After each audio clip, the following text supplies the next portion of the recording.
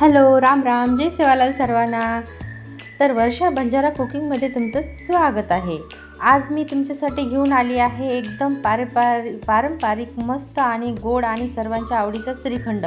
फक्त काही सोप्या टिप्स वापरून आपण बाजारासारखा घट्ट, मलाईदार आणि स्वादिष्ट श्रीखंड घरीच बनवू शकतो.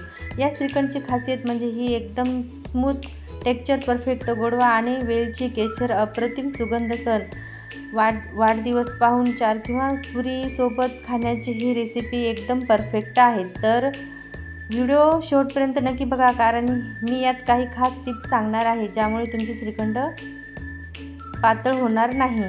तर चला तर बघूया. तर एका कॉटनच्या कपड्यावर हे दही असं टाकून घ्यायचं आहे आणि त्याला सगळीकडून कपड्याला असा गोळा करून घ्यायचा आणि हलक्या हलक्या हाताने याच्यातलं पाणी सगळं दाबून काढून घ्यायचं आहे. आणि याला गाठ मारून त्याच्यावर एक वजन असं काहीतरी ठेवायचं आहे आणि त्याला फ्रीजमध्ये 4-5 घंट्यासाठी ठेवून द्यायचं आहे. आणि हे 4-5 घंटे झाले तर हे काढून घेतलं मी.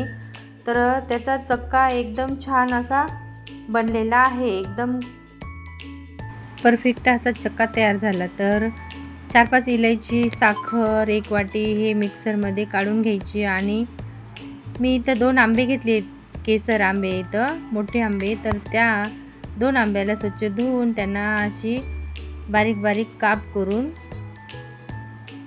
हे पीसेस मी एका प्लेटमध्ये काढून घेते, कारण हे मिक्सरमध्ये काढायचे.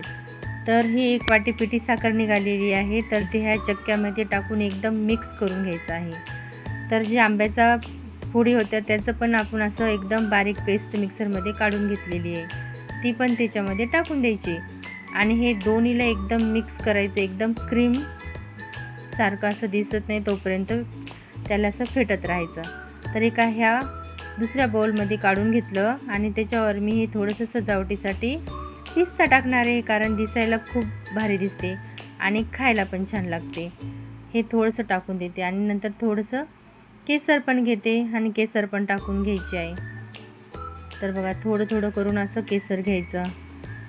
केसर टाकणं झालं की याला असं झाकून टाकून फ्रीजमध्ये ठेवून द्यायचं. तर ते रात्रभर फ्रीजमध्ये ठेवायचं. तर मी दुसऱ्या दिवशी सकाळी सकाळी अशा मस्त लगे श्रीखंड बनवले. तर पुऱ्या बनवल्याच पाहिजे म्हणून मी पुरी बनवलेली आहे.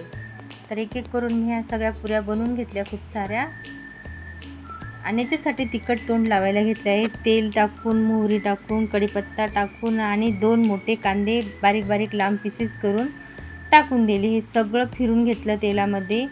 थोडासा कांदा नरम झाले की लगेच 1 चम्मच जिरं टाकलं, 1 चम्मच चटणी टाकली आणि हे 1 वाटी बेसन पीठ घेतलं, हे पण त्याच्यामध्ये टाकून दिलं. हे सगळं एक छानपैकी असं खरपूस भाजायचं, एकदम छान खमंग असा वास सुटेपर्यंत.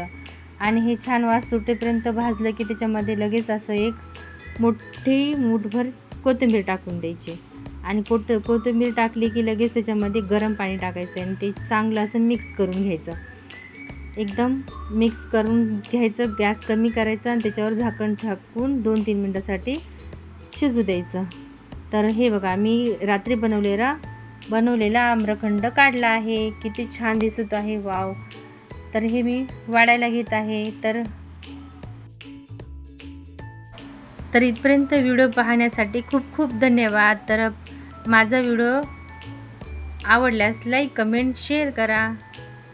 नवीन असाल तर सबस्क्राईब करा. बाय सर्वांना.